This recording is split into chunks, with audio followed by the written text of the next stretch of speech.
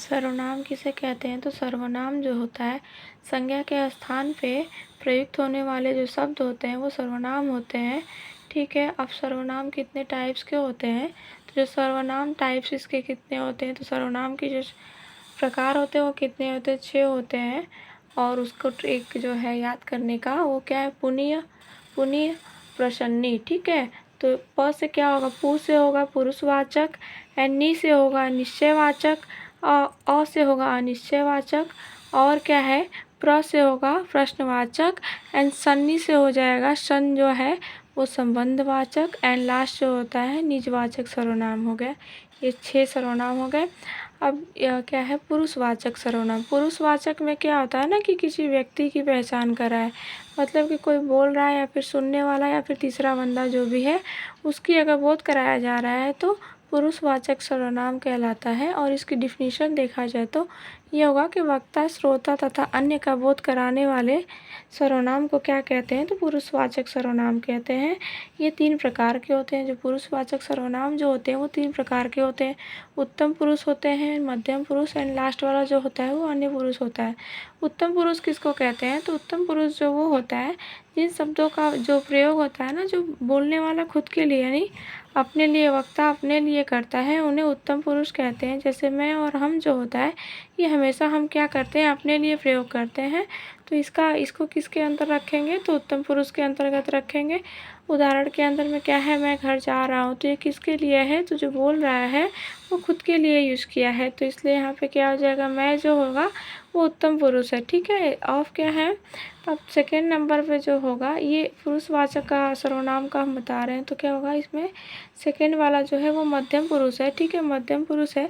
अब मध्यम पुरुष में क्या होता है कि जिन सर्वनामों का प्रयोग पाठक या श्रोता मीन्स कि जो पढ़ रहा है या फिर श्रोता यानी जो सुनने वाला है वो क्या है? श्रोता के लिए किया जाता है, उन्हें मध्यम पुरुष कहते हैं। ठीक है, जैसे जो सामने वाला बंदा है ना, अगर उसके लिए कोई यूज कर रहा है तो वही बोलते पाठक या श्रोता के लिए किया जा रहा है तो वो मध्यम पुरुष के अंदर में अंतर्गत आएगा। ठीक है, मध्यम पुरुष के अंतर्गत क्या क्या आता है? तू या आप जहाँ पे रहेगा वो क्या होता है? मध्यम पुरुष के अंतर्गत आएगा। अब क्या है? तुम अपना क्या है? तुम अपना क्या कार्य नहीं करते हो। ठीक है, तो ये क्या होगा?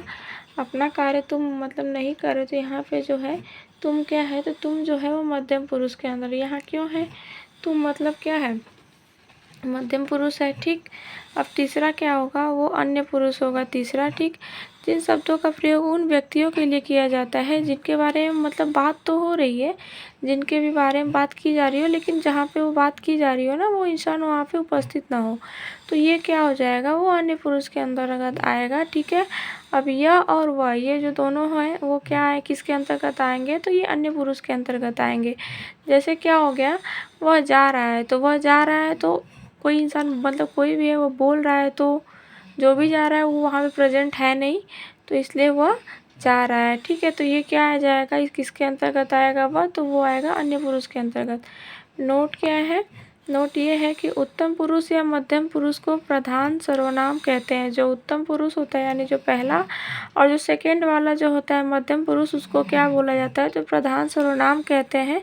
और जबकि जो लास्ट वाला जो होता है अन्य पुरुष होता है ना, उसको अप्रधान सर्वनाम कहते हैं। ठीक है, अब क्या है? जो है निश्चयवाचक सर्वनाम, जो सेकेंड नंबर का सर्वनाम है वो निश्चयवाचक सर्वनाम है। ठीक है, और इसको की निश्चयवाचक की जो डिफिनीशन है वो देखते हैं।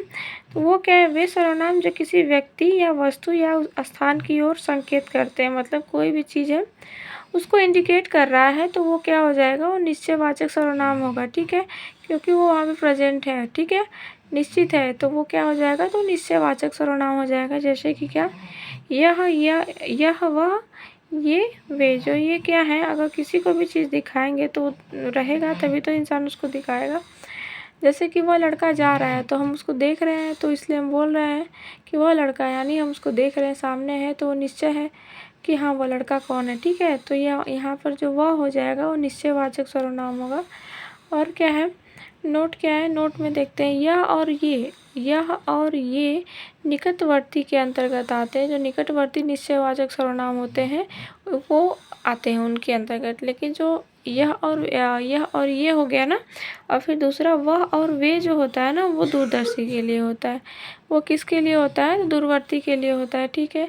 ये अब क्या है, अब बचा क्या? निश्चयवाचक सर्वनाम जो है 3rd नंबर पे, उसकी बात करते हैं। तो वो क्या होगा? वे सर्वनाम जो किसी निश्चित वस्तु या व्यक्ति या स्थान का बोध नहीं कराए, मतलब कि वो वहाँ पे उपस्थित ना हो, ठीक है। वे सर्वनाम जो किसी निश्चित, मतलब कि उपस्थित हो, मतलब उसकी पता ना हो कि वो कितना है, क्या नहीं है, कौन है, कैसे, ये सब चीज़ें नहीं पता हो, तो उसको क्या बोलते हैं? निश्चयवाचक सर्वनाम बोलते हैं। जैसे कि उसके अंतर्गत क्या आएगा? कोई और कुछ जो होता है, इसमें हमको कहीं पे भी कोई और कुछ लग जाएगा तो हम उसका एक करेक्ट आंसर नहीं दे सकते हैं कि हाँ कितना है उसकी मात्रा। कोई मतलब कोई, तो कौन, ये हम नहीं जान सकते हैं। और कुछ की बात करें तो जैसे कुछ आम, तो आम कितने हैं ये हम नहीं जान पाएंगे ना। तो इसलिए ये दोनों क्या आते हैं? अनिश्चयवाचक सर्वनाम के अंतर्गत आते हैं। जैसे क्या है, कोई आ रहा है, तो कौन आ रहा है ये तो हमें पता नहीं है, तो इसलिए कोई किस में आ जाएगा? अनिश्चयवाचक में आएगा, ठीक। अब क्या है, कोई नोट क्या है कि कोई प्राणीबोधक सर्वनाम जो है, कोई जो है वो प्राणीबोधक सर्वनाम है, ठीक है। कोई जो है वो प्राणीबोधक सर्वनाम है, जबकि कुछ जो है वस्तुबोधक सर्वनाम है। ध्यान देना है, क्या है? कोई प्राणीबोधक सर्वनाम है, जबकि कुछ जो है वो वस्तुबोधक सर्वनाम है।